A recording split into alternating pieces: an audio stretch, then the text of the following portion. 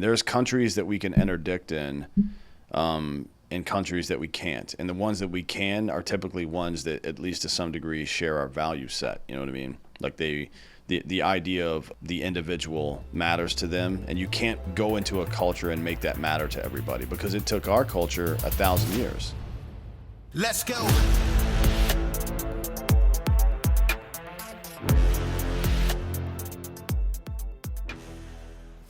Welcome to Citizen. We got a special guest today, Colonel Curtis Lee. How are you? I'm doing well, Dan, and yourself? Doing great. It's not raining anymore in Texas so far today, so that's always good news. You are a retired Marine Corps colonel. Before we get into all of that, let's talk about your upbringing a little bit. Where did you grow up? I grew up in southwestern Pennsylvania on a farm about 5 miles from the panhandle of West Virginia. Washington, PA was kind of the, closest decent-sized city. But, it was a great upbringing. Growing up on a farm, learning those values, really important. When you say those values, what do you mean?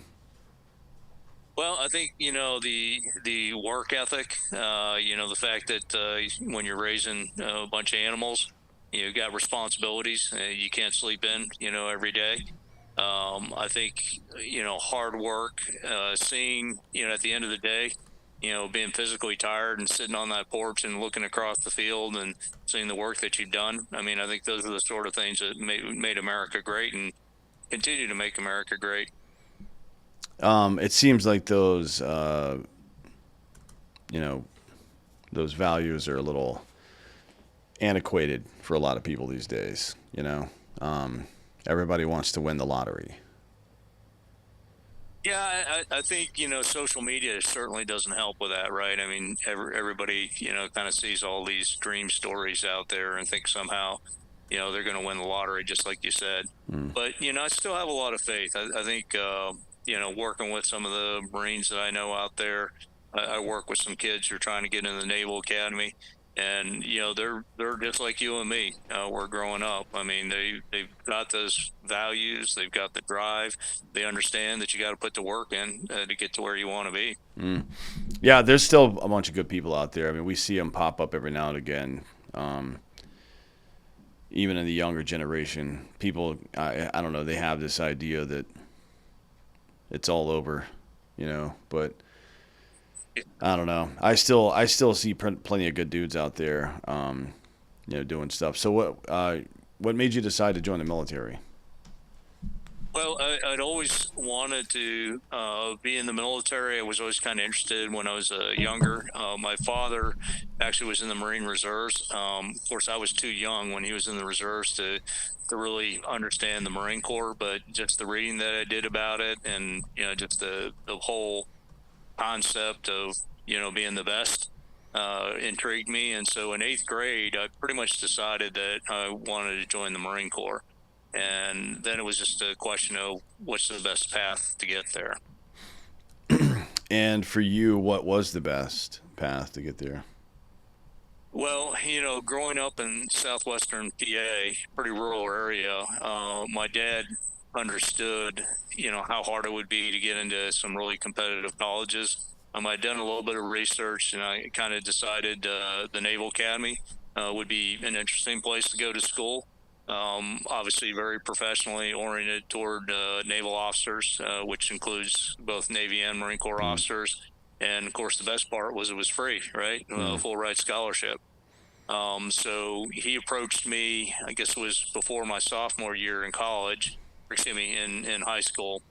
And he had some brochures and he laid them out in front of me. And one was like Valley Forge Military Academy, and one was like, New Mexico Military Institute.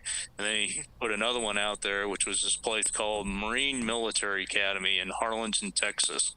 So out in your state. And as soon as I saw the picture of, boys there wearing Marine uniforms and understood that the staff were, these retired Marine veterans, I was pretty much sold. So I went to high school there for my junior and senior year, and then I got into the Naval Academy from there and was commissioned a second lieutenant in May of 1987. Um, May of 1987. We had a little bit of stuff going on then, mostly small Yeah, stuff, I guess. yeah, yeah. The Marines had gone into Grenada a couple years before that. I think it was 83. I don't know what they were doing in 87. What was when you got to your first unit? What was the Marine Corps up to then? Right. So back then, the big thing with the Marine Corps were the Marine Expeditionary Unit, right, Muse. which are kind of built around an infantry battalion with a bunch of other extras around it, an air component, logistics component, and everything. So they were kind of the tip of the spear. To your point, the Marine Expeditionary Units were the ones that went into Grenada. They spent a lot of time in Beirut. Of course, when I was actually in my plebe year at the academy, was when the Marine barracks got hit. So it's kind of funny, you think about history wise, like, we just bombed Iran, and that can go all the way back to 1983, for me, and kind of understanding, how Iran was involved in so much of all of the fighting that Mm. we've had since then, and some pretty bad stuff.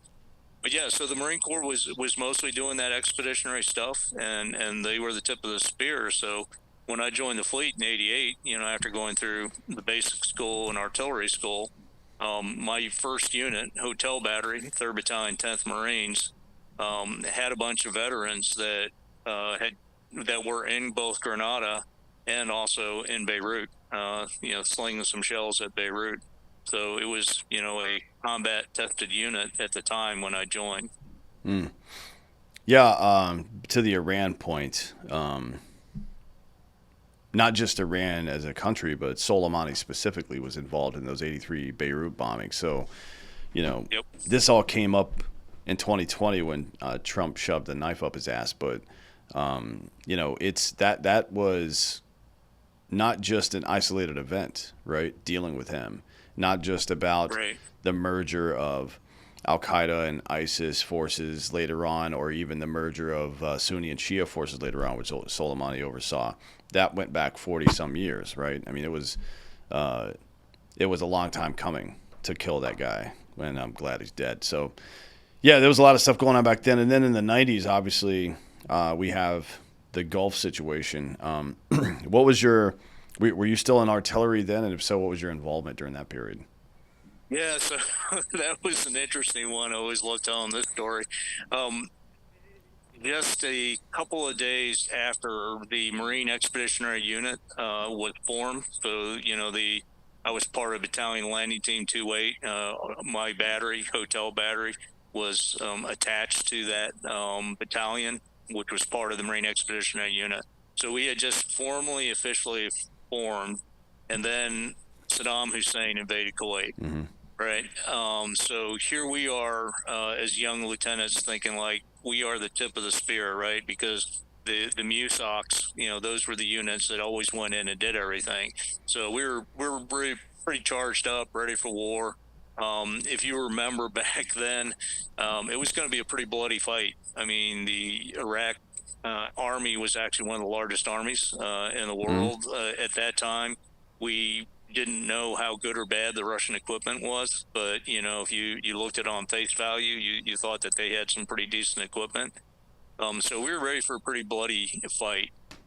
What actually happened though was they decided that it was more important for our MUSOC to protect the Mediterranean, make Hmm. that safe from for democracy, than to be in kind of the lead units going into the war. So we did all of our workup.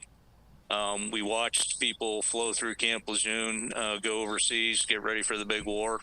And then we headed to the Mediterranean. And interestingly enough, when we got to the Mediterranean, we had this admiral, was in charge of the fleet that we were attached to that came in.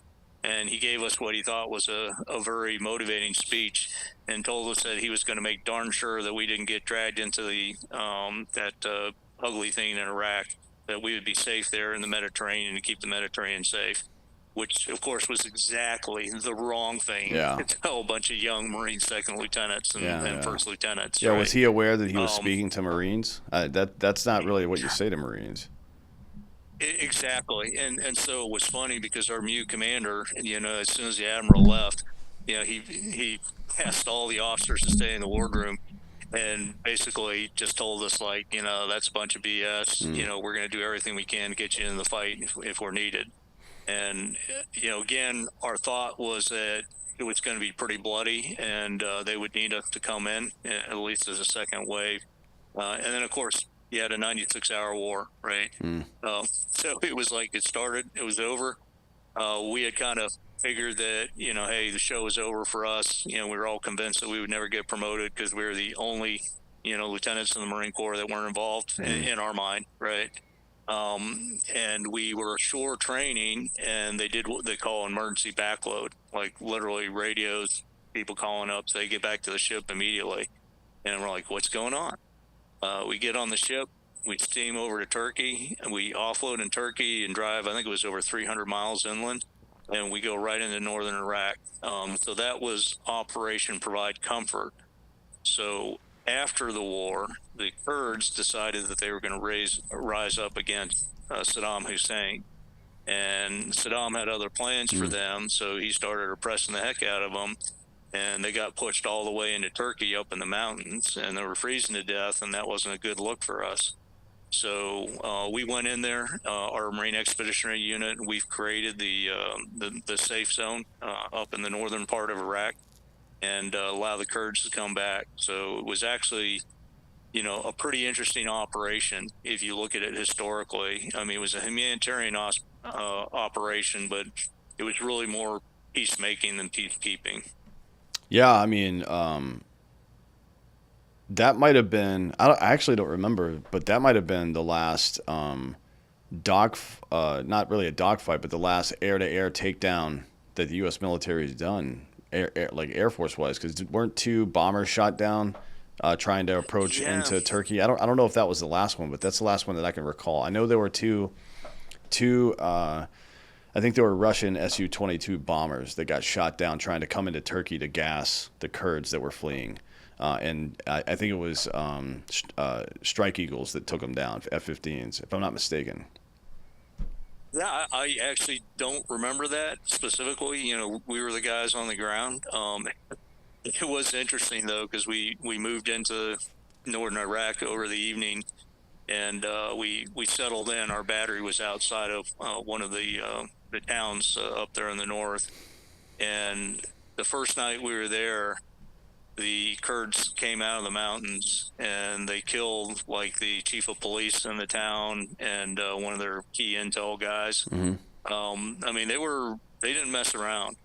And then a few days later, they started coming down out of the mountains, and we had these tents, set up for them to, for humanitarian reasons, right, to go in and relax. And we'd make them stack their arms, right, because they weren't supposed to have weapons in there. And they would rest up, and then they would go into the town at night and tear things up. They were an interesting group, the Kurds were. Yeah, they've. It's funny. I don't know. I guess you spent some time in Iraq as well after. And to be honest, the vast majority of Iraqi army and police that I worked with were just incompetent and like completely incompetent. And for some reason, the Kurdish dudes were always very buttoned up.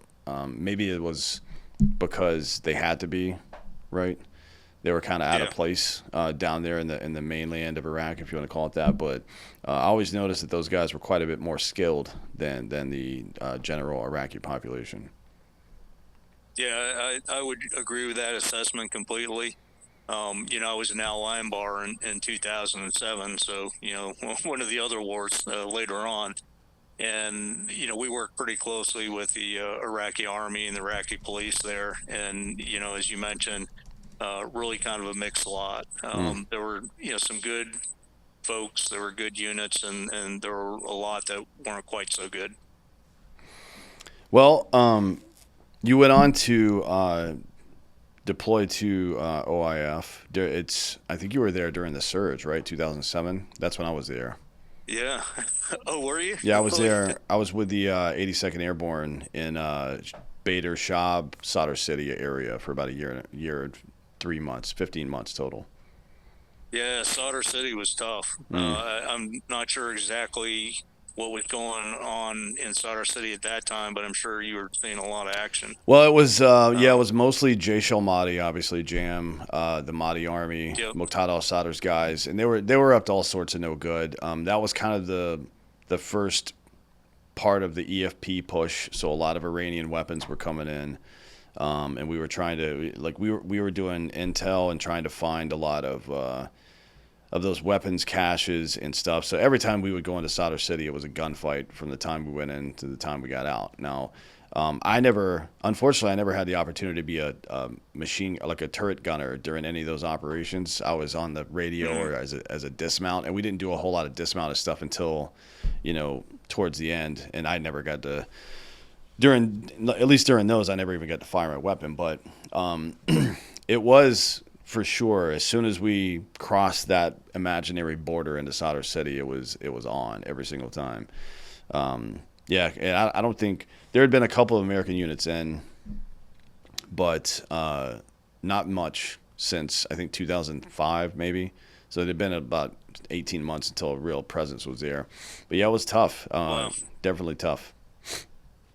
Yeah, of course, Al Anbar was, as you know, a pretty tough area Hmm. too, and Oh yeah. it was interesting because 2006 was really really tough. I mean, we were losing a lot of Marines. I think the head intel officer of the MEF forward at that time had kind of declared that we'd lost Al Anbar.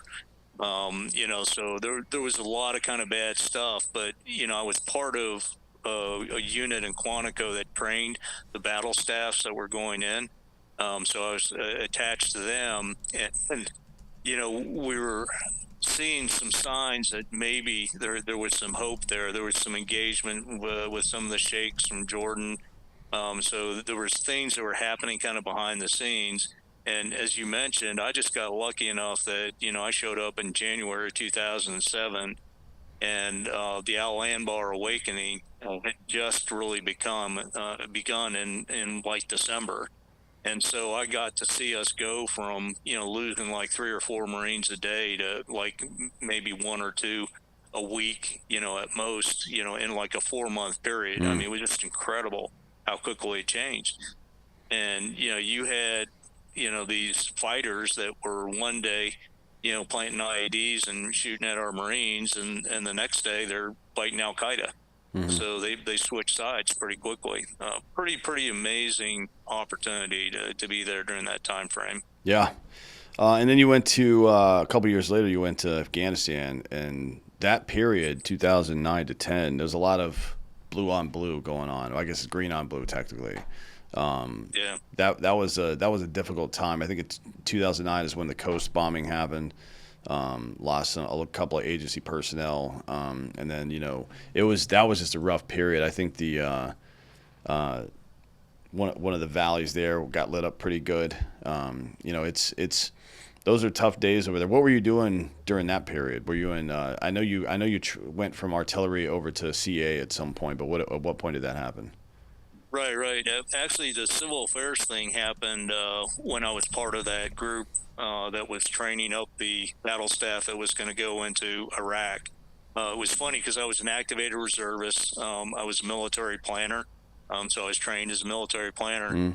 And one day they kind of said, "Hey, we need somebody to be our, civil affairs, civil military operations expert, and you're a civilian. So guess what? You're Mm. tagged."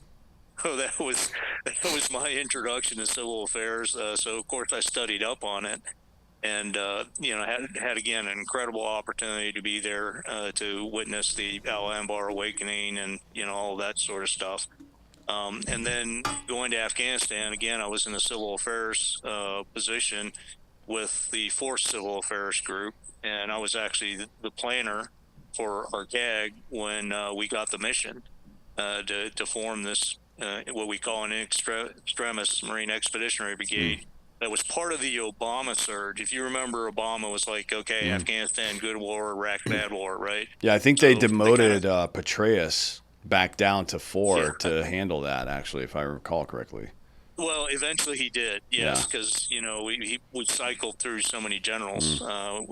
But so the focus was back in Afghanistan. He announced a surge, and there were 2 units that were going to go into southern Afghanistan.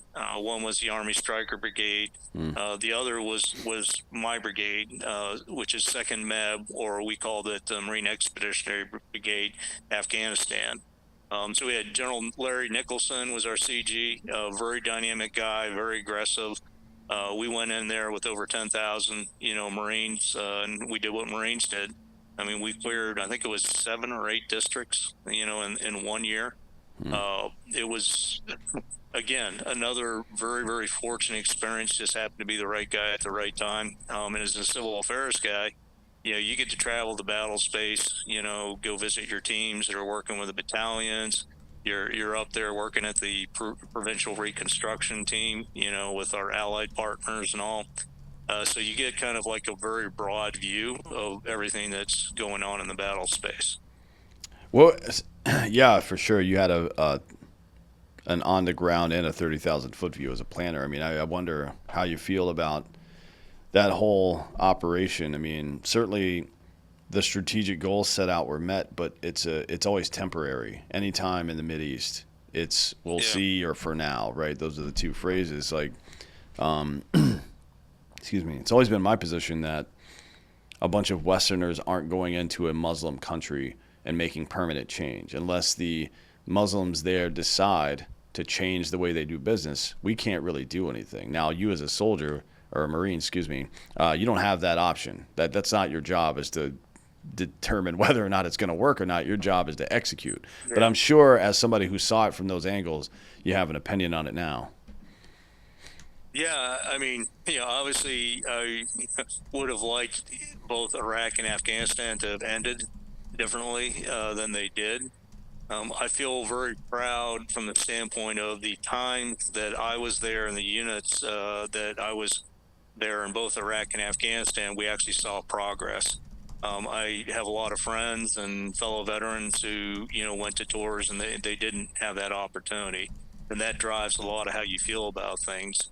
So we saw that we could basically create conditions that would give the Iraqis and the Afghans the opportunity, if they were willing to do it, of making their countries better. But ultimately, as you said, if they don't take advantage of those opportunities, there's not much you can do. So I do feel that a big reason why we weren't successful in Iraq and Afghanistan, and I agree with a lot of the criticism of us trying to impose our way of doing things on them and not understanding culture and everything. But I think ultimately it came down to, we created an opportunity for them and they weren't able to capitalize on it in a way where they could have had a better ending. The other thing that I will say, and I think a lot of veterans share this, is I don't think we could have done a worse job of how we left both Iraq and Afghanistan. And it kind of echoes even what you saw in Vietnam. I mean, if you talk to some folks that were involved in Vietnam, like we just totally pulled the rug out from under them at the end. If we had continued to give them a little bit of support, it might have at least been a better transition. But both in Iraq and Afghanistan, I felt like what we did was not helpful at all. The precipitous withdrawal, especially Afghanistan, hit me because I'd spent a year there, and I just think it could have been done better. That's my opinion. Yeah, for sure. I mean, I think there's a lot of lessons there. One is don't telegraph your movements. That's probably not a great idea. That's never really been part of war before. I don't know why it became part of it now, but I think it's just political pressure and weakness. But it's a good lesson to learn. I mean, there's countries that we can interdict in, and countries that we can't. And the ones that we can are typically ones that, at least to some degree, share our value set. You know what I mean? Like the idea of the individual matters to them, and you can't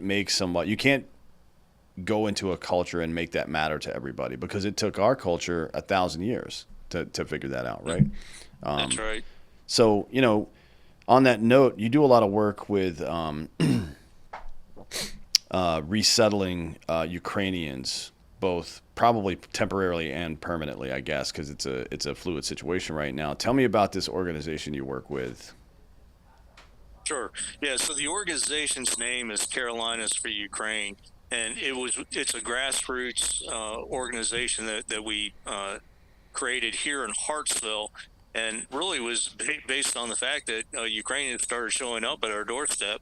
And based on my experience of trying to help people get out of Afghanistan after that precipitous withdrawal, one of the things that we always talked about was, okay, getting them out of the country is one thing, but actually finding them a home and getting them resettled into a completely different country, that's a whole different problem set, right? And that, in our feeling, is the long pole in the tent. And so, as I mentioned, in February of 2022, you have Russia invading Ukraine. We had parents of someone who is Ukrainian that actually lives here in Hartsville showed up a couple of weeks later. And then probably a month or so after that, we had our first family show up under this new program that President Biden had created called Uniting for Ukraine.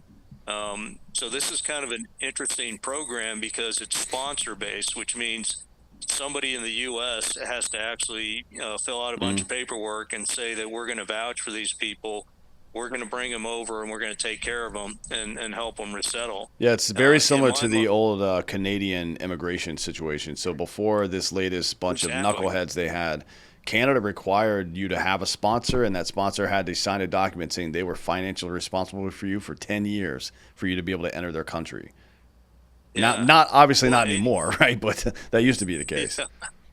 Well, and it's not a 10-year obligation, but the idea is brilliant in my mind, because if we step back and talk about immigration as a whole, we do need immigration in the U.S., okay? I mean, we do. We're not regenerating at the rate that we should.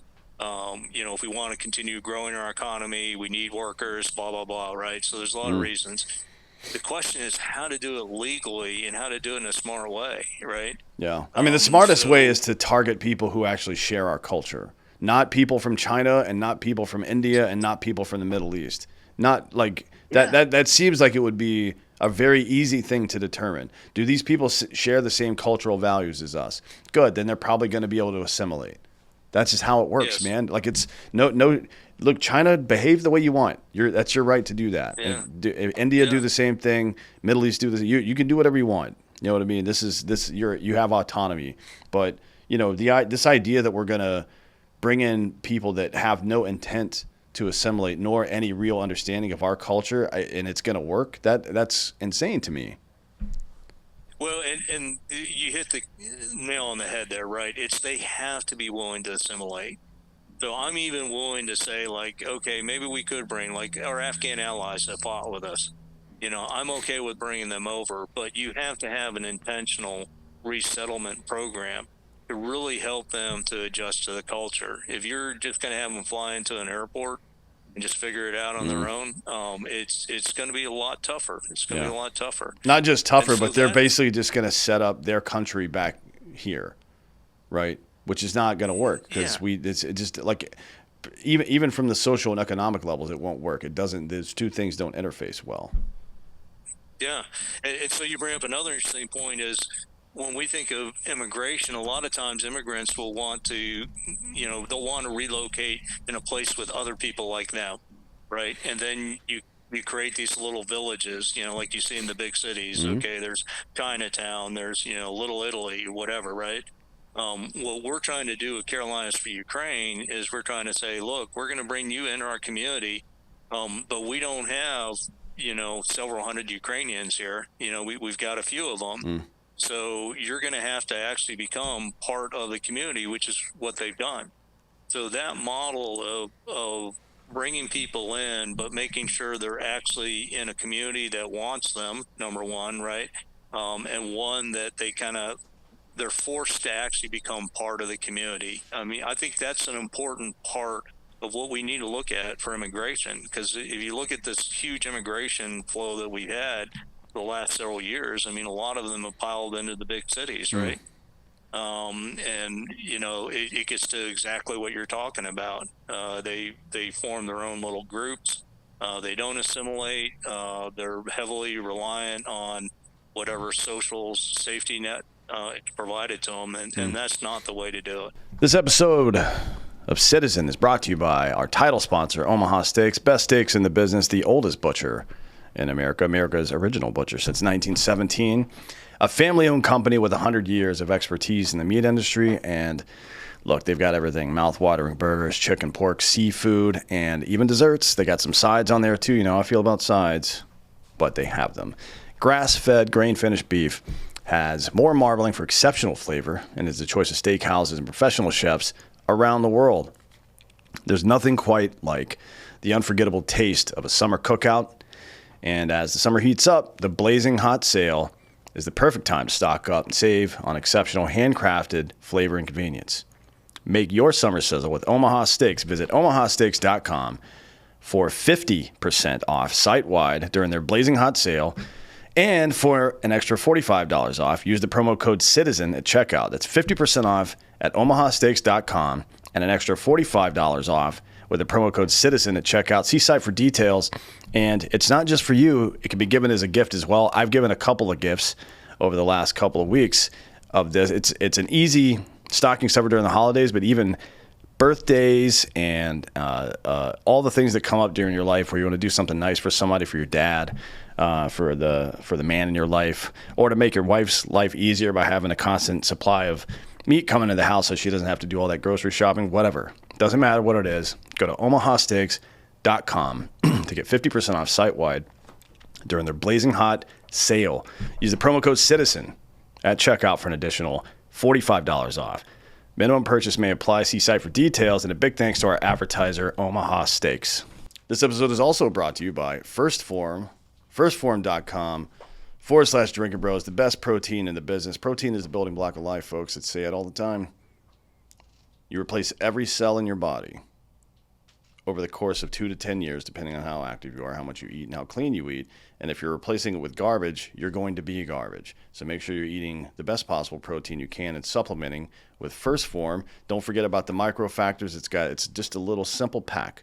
Open it up, dump it in your mouth hole, and feel better. You know, they've got the liver detox, which is a great thing for people that like to drink or people who, just want to be healthier. And then they have all these other supplements. They've got great pre-workouts. They've got great protein in all the flavors. And then, of course, for people on the go like us, they have exceptional meat sticks, protein sticks, and a variety of different flavors.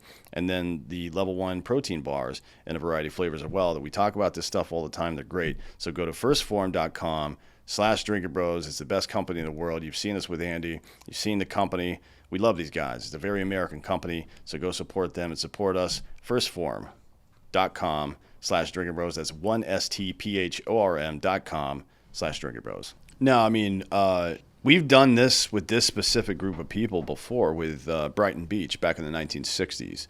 In the middle of the containment phase of Cold War, when things started to get a little bit more, I guess you could say, kinetic. I mean, we're past Korea, and we've got advisors in Vietnam trying to fight communism there. We had a lot of stupid shit going on that wasn't really effective.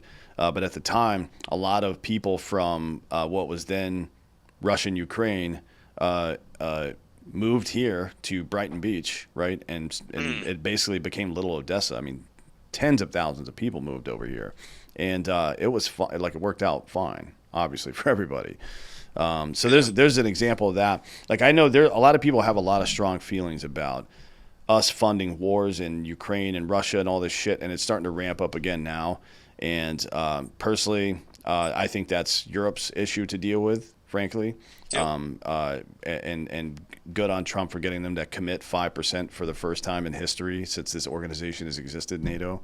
But yeah, that's Europe's problem. They should be dealing with that. But as far as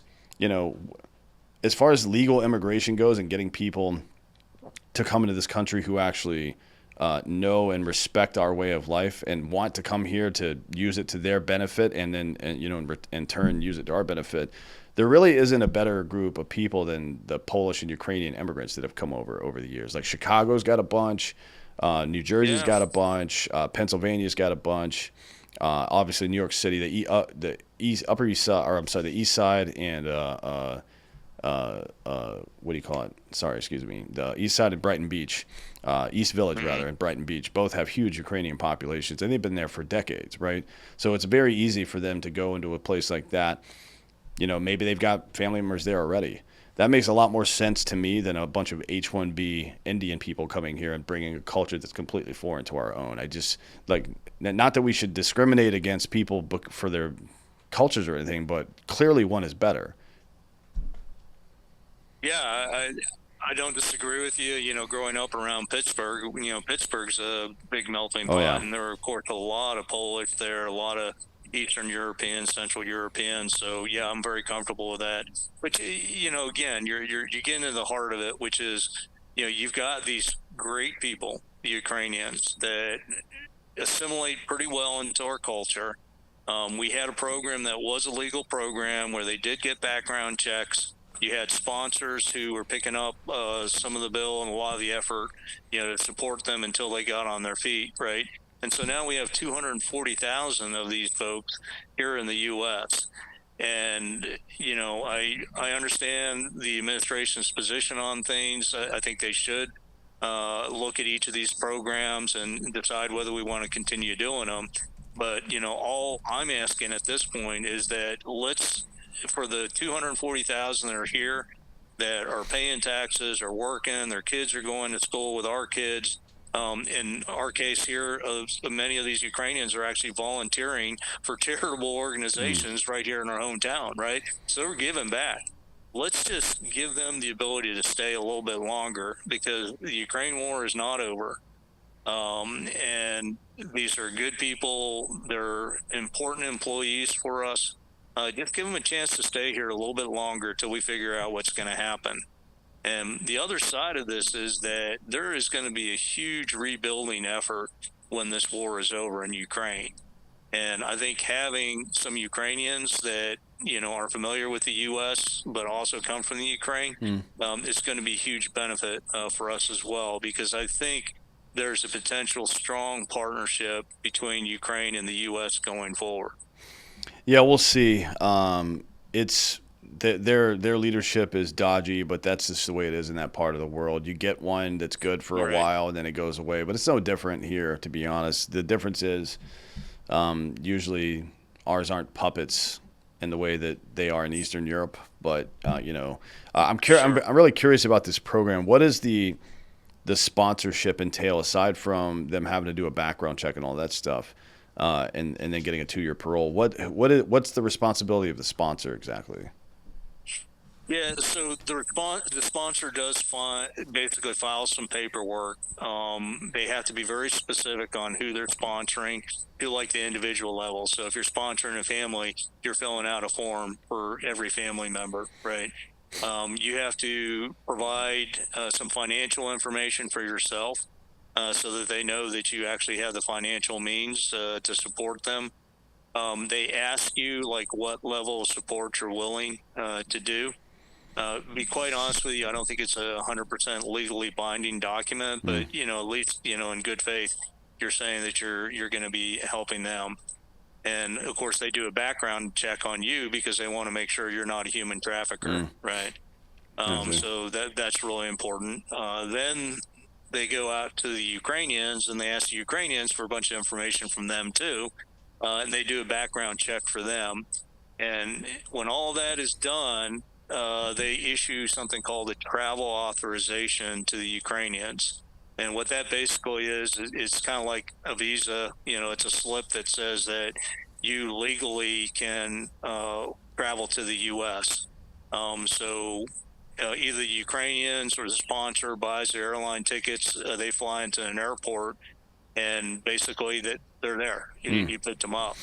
That's why I was so insistent that we actually create an organization to do this, because as great as sponsors are, a lot of these sponsors don't actually have any experience, dealing with people from a foreign, culture and going through the whole resettlement process. So when they started showing up in Hartsville, I was like, this is great, but there's also a lot of risk here, and there's an opportunity for us to kind of do this in a more organized fashion that would really benefit everyone. So we pulled together the folks that we thought could be helpful. You got to look at things like healthcare, all of the them signing up for benefits if they're eligible for benefits, getting their kids in the schools. I mean, there's just so many things. Think about the checklist when you relocated from one place in America to another, right? And then think about if you were actually not moving to another state, but moving to another country where you may not even speak the language very well. So that's why we formed the organization. And we've been very successful. We brought in 30 Ukrainians that have resettled. 27 of them are still here in Hartsville. A family of 3 has moved to Chicago. And we're now even getting folks that are interested in relocating from within the U.S. To Hartsville because they're hearing that, we've got a good program here. Yeah, it's interesting the way that it all kind of lines up. Aside, I mean, certainly down to the micro level, integrating people into communities is important. But when I think about the needs of the United States, about 40% of Ukrainians are either farmers or factory workers. 40%. Yeah. That is a massive number of people. And for the most part, those are probably a large percentage, an even larger percentage, rather, the people who have been displaced because of the factory work and farming that happens in the eastern side of the Ukrainian state. So then I look at America, we're experiencing a farming crisis right now, and we're making huge investments, even with foreign countries investing into our factories, right, into chip production and all sorts of other stuff. And I got to tell you, as an employer myself, it's not easy to just find people to work for you right now. I know that people say that that's not true. I have years now of firsthand experience of finding it having a very difficult time finding hard workers, people that will work hard, right, and show up every day and that aren't just looking for the next big thing to come around or whatever happens. We've lost employees over the years because of that. This seems like, and we talked about the same thing with South African farmers, by the way. The U.S. should absolutely be trying to help those people come here and help with our farming. There's no question about that. It should be part of a larger program to identify transitioning workers or veterans who want to start farms or any of this stuff to make it, more resilient, but also more decentralized. Because right now, factory farming is kind of the standard here, and that's a mistake as well. You can't put all your eggs in one basket, especially when it comes. You worked in logistics. The most famous quote of all time, I think, from Pershing is that soldiers win battles, logistics win wars. That is an absolute fact. Right. Energy, food, water, those things are national security items, and we should be working way harder than we are right now to address those specific issues. And one of the ways we can do it is by fielding the domestic talent, giving land grants, giving low or no interest loans to vets who are coming out to start these businesses or whatever. And then, of course, instead of bringing over tech support, we should be bringing over people that make the shit that we actually need. Yeah, and that's, you look at these Ukrainians, so 240,000 of them here in the U.S., getting resettled in. They bring great technical skills. I mean, if you talk to these folks from Kyiv, I mean, you would think they were from New York City. I mean, they're very tech savvy, very on top of things, mechanically inclined. Every single Ukrainian family that we brought over buys some old beat up used car and they fix it up on their own. Mm-hmm. I mean, they know how to do that stuff. The stuff, again, you probably did when you were growing up, or I did on the farm. Mm-hmm. I mean, you had to be your own mechanic, right? You had to fix your own stuff, right? So these are the kind of people, and they're the ones we want to keep. But the problem we have, Dan, is that because they've stopped renewing their extensions and, they put all these programs on hold, some of them their parole, their humanitarian parole they came under is expiring, or their work authorizations, which allow them to legally have a job in the U.S., are expiring. And if they're not renewed, we're putting them in the position, because they're law-abiding people, that they're they're being forced to leave. And so that's really my big ask for the audience is just, let's get the word out. I agree with a lot of what the administration is doing. And I know this may not be their top priority. They may not fully realize what's happening. But, we've got these folks who fled from war-torn, country that are a great addition to the U.S., and they want to stay, but we may be putting them in a position where they have to make the decision to leave. And I think if we had some way of just allowing them to have that option to stay a little bit longer, at least, that would be a good thing. It would be a good thing for America. And if it's the priority that the president has, put out, which is, the folks that need to leave are the ones that are not working, the ones that are criminals, et cetera, the ones that aren't assimilating, right? Yeah.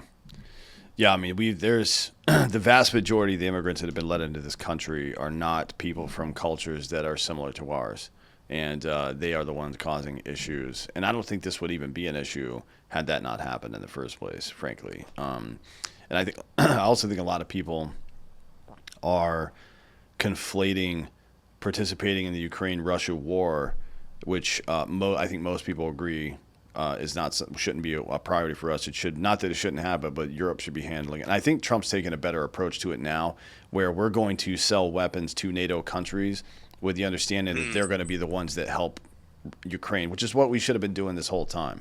That's what makes sense. It helps.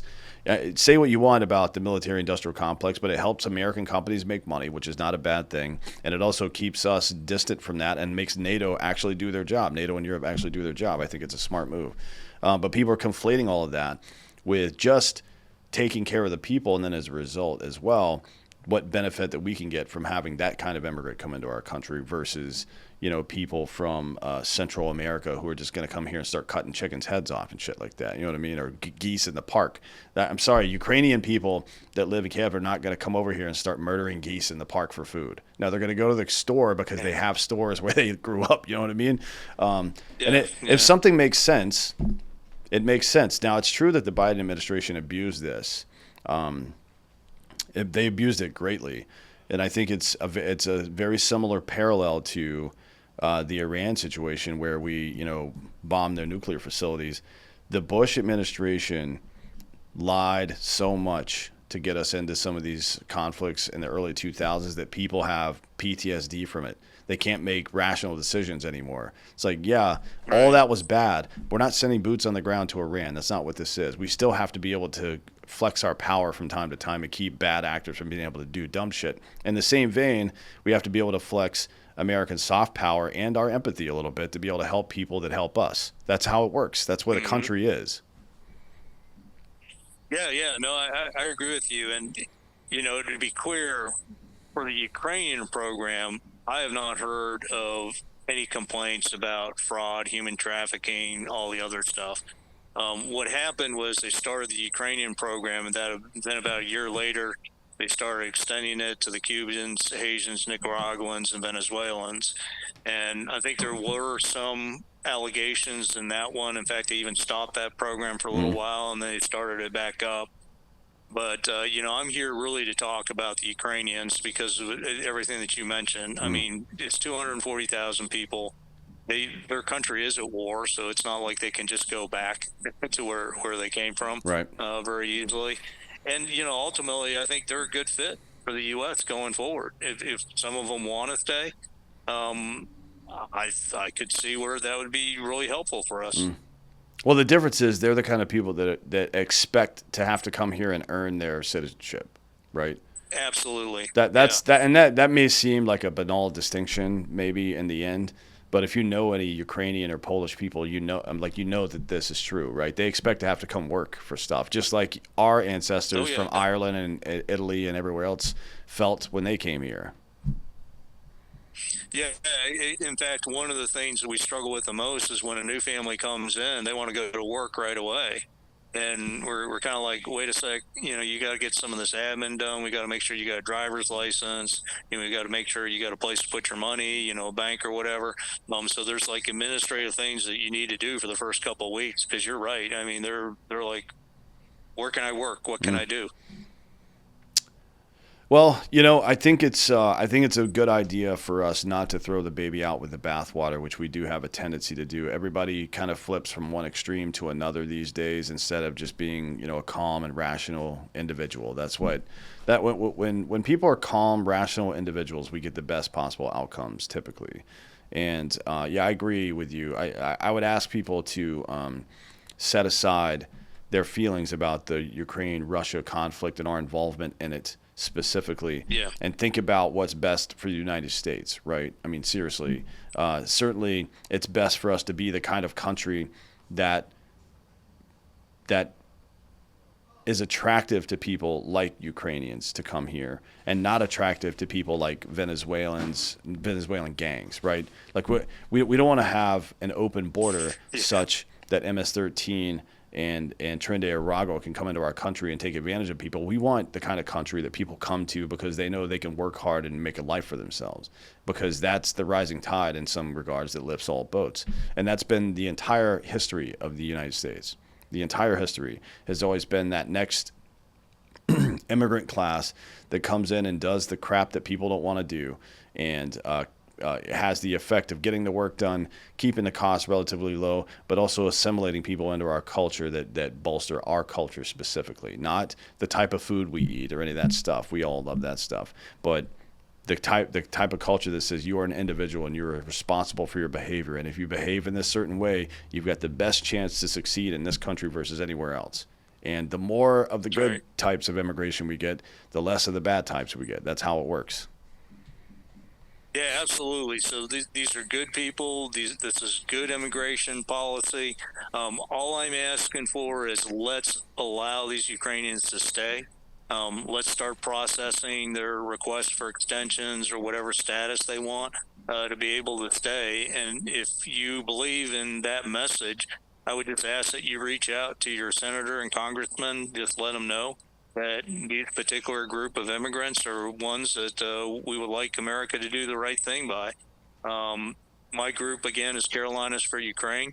We're a local group. So the other thing I would say is if you have immigrants, people like the Ukrainians coming into your community, and you feel like there's a better way that you could assimilate them into the community, feel free to reach out to us. We'd be free to share all of the learnings that we've had.